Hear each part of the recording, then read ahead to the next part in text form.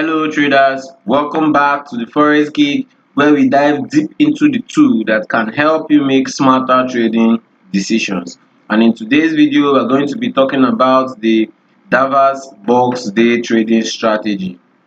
Now, this is a method designed to help you identify breakout opportunities in a trending market. So stay tuned as we break down how this strategy works, how we can use this strategy, and a step-by-step guide to using it effectively. We start by understanding what the Darvas Box strategy is about, and it revolves around identifying specific price range or boxes within which a stock trades. Now, the upper boundary of the box represents the stock high, is the stock recent high or a resistance, while the lower boundary is also called the support region or the recent low. When the price consistently stay within a range, it is considered box in, and traders monitor the breakout either above or below these levels. Now, the breakouts are key to this strategy. The breakout above often signals buying opportunity, especially when accompanied by an increased volume. So we're going to be making use of our volume indicator for this strategy. Conversely, a breakout below the low boundaries may indicate a selling signal or an opportunity to enter a short sell in a bearish market. Remember, volume plays an essential role here. So without the backing of momentum, this setup might fail. Now, the Darvas is also known to combine technical approach with some fundamental analysis. So you will have to often select stock with strong earning or innovative products, meaning you need to look at the fundamental aspects of a stock before deciding to trade it, whether this stock is doing well or whether it aligns both technically and with a solid business fundamental. What makes this strategy unique is its simplicity and discipline. As a trader, you just need to wait for a clear signal before entering your trade. Remember to always use a stop loss order to minimize your risks when trading. So let's see how we can trade using the Darvas Box strategy for day trading. Now, the use of the Darvas Box, you begin by identifying a stock to trade, and I will be making use of our Tesla stock.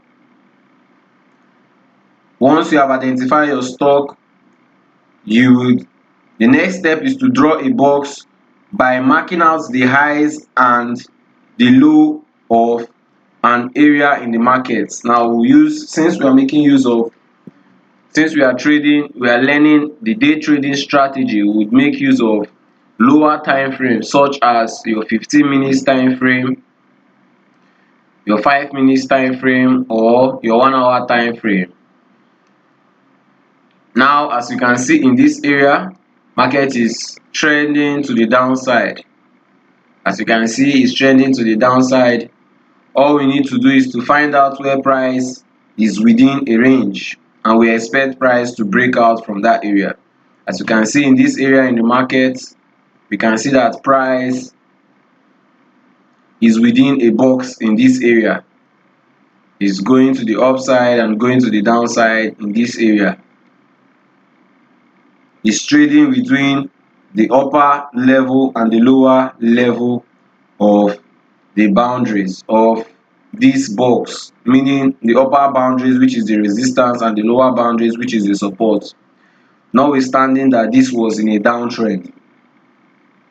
Now, once the box is formed, your focus should shift to wait for a breakout, and a breakout would occur when price move either below the lower boundary of the box or above the upper boundary of the box. If a breakout is valid, it should be accompanied by an increased volume. So because we know that this is in a bearish trade, we will set our entry below the breakout region of this box stop loss above the upper boundary of your box,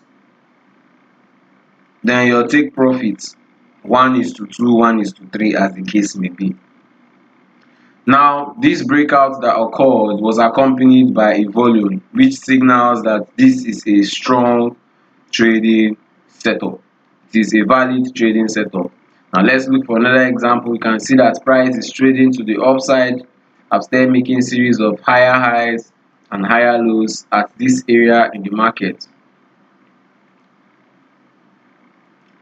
As you can see, we can see the formation of a box in this area. Price is respecting the upper boundaries and the lower boundaries. We are expecting a breakout to the upside. Remember, you have to see a breakout with an accompanied volume. As you can see, when price broke out at this area of the boundary, of the upper boundary, it was accompanied by an increase in volume. So this would be where you would want to take your trade stops just below your lower region, and you aim for your risk to reward of 1:2, 1:3 as the case may be. Remember, if it breaks out below support, it is in a downtrend and we are looking for selling opportunities. Now if it breaks out from above the resistance, like in this case, you are looking for buying opportunities. Remember to set your stop loss just below the lower boundary of the box, in the selling position just above the upper boundary of the box. As a new box is formed during a trending market, always adjust your strategy accordingly. Draw new boxes around recent highs and lows as the stocks continue to move. This allows you to refine your entries and exit points while protecting your gain. You can also make use of trailing stops so that you can use this to lock in profits as price further moves in your favor. This strategy always requires patience and discipline. That's why we have some common mistakes that we need to avoid when trading this strategy.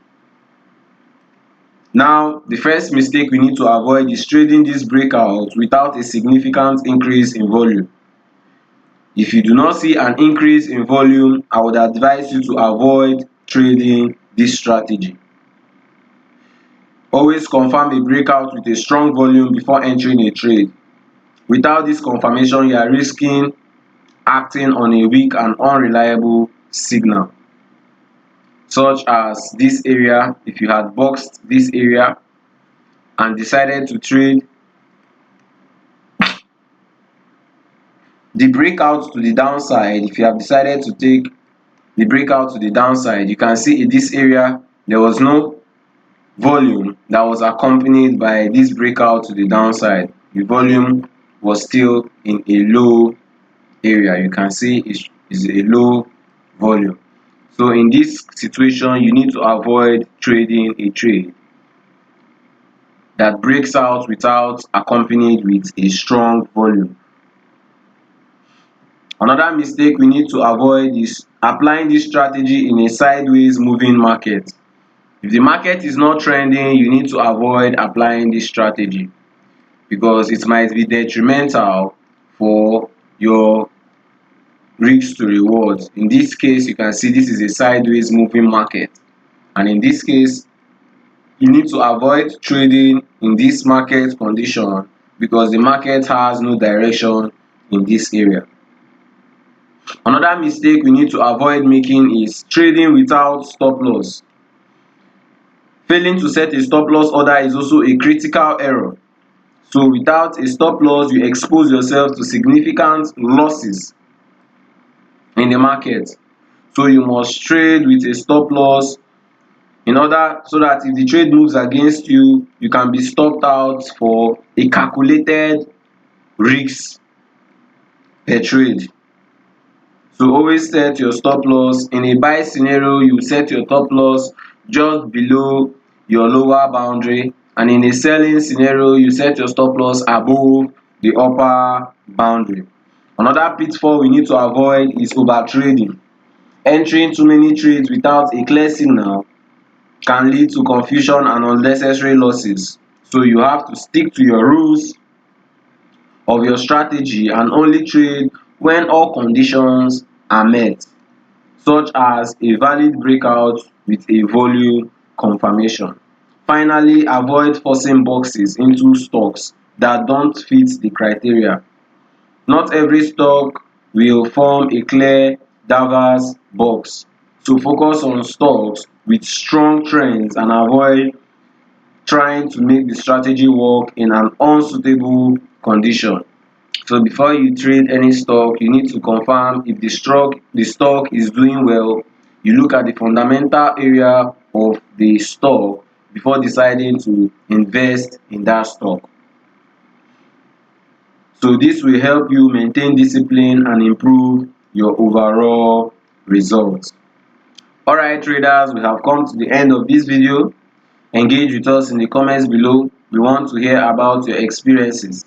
And if you found this video helpful, do not forget to like, subscribe and turn on your notification bell so that you wouldn't miss out on more trading tips and strategies. Thank you for watching and I will see you in the next video.